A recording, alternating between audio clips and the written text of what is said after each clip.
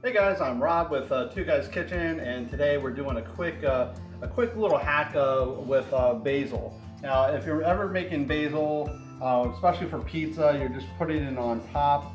You're always looking to get another knife, and if you don't have a real sharp knife or you don't have knife skills, easy hack to do is just use the pizza cutter.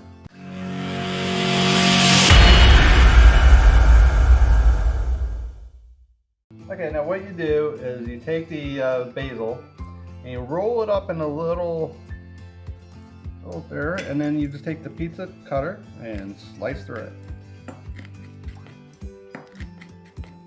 You get nice little slices that you can put right on top of your pizza, ready to go.